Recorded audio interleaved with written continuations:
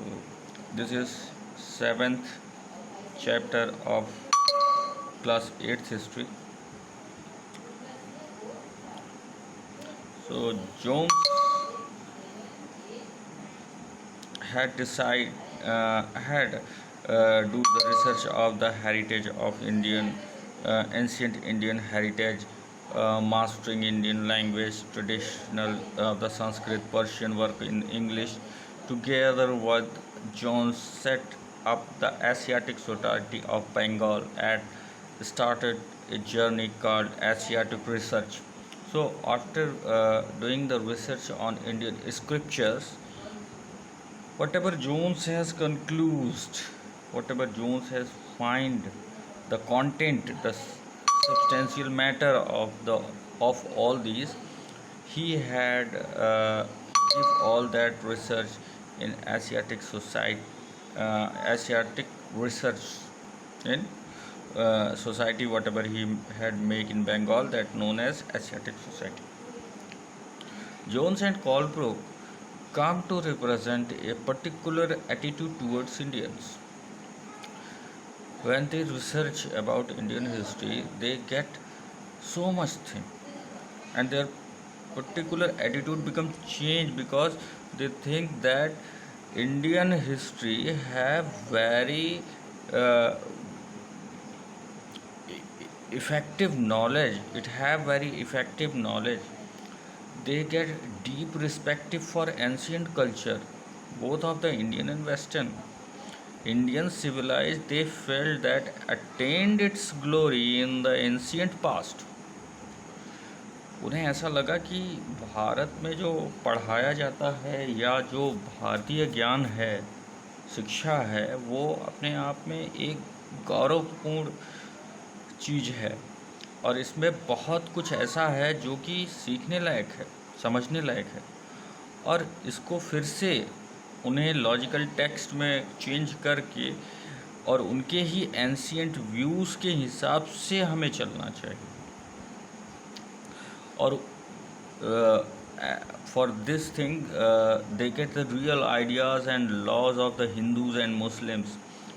New studies of the text could from the base of the functions of the development in India.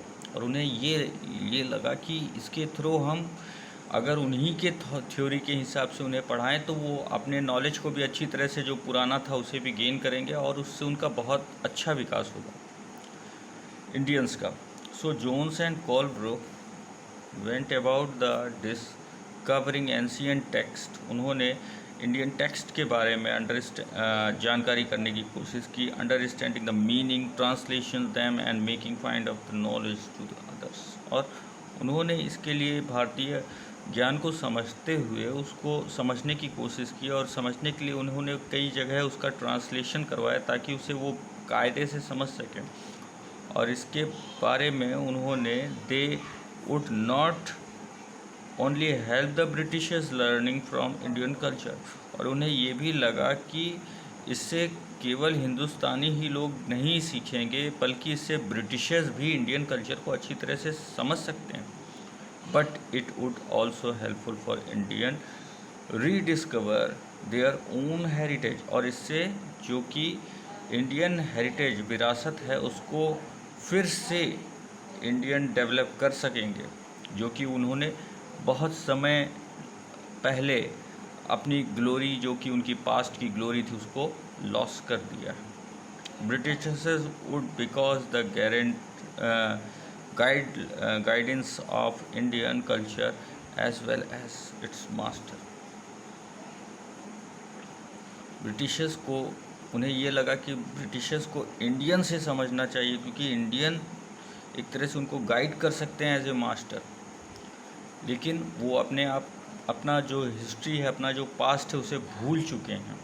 वो उन्हें मालूम ही नहीं है कि उनकी ग्लोरी कितनी बड़ी थी, उनका कितना बड़ा ग्लोरियस हिस्ट्री थी. एंशियंट को वो भूल चुके हैं, तो उन्हें क्लियरिफाई भी कराते रहना है, उन्हें उसे उस चीज़ का भी ज्ञान देना है.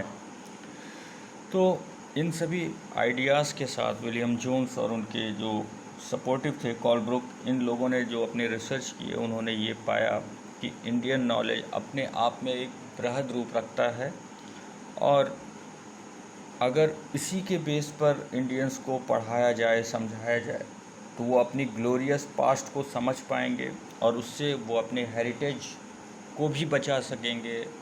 और उस विषय में अगर उसी थ्योरी के हिसाब से उन्हें ज्ञान दिया जाएगा जो कि वो भूल चुके हैं, जो कि वो नहीं जानते हैं, तो ये उनके लिए ज़्यादा बेहतर होगा।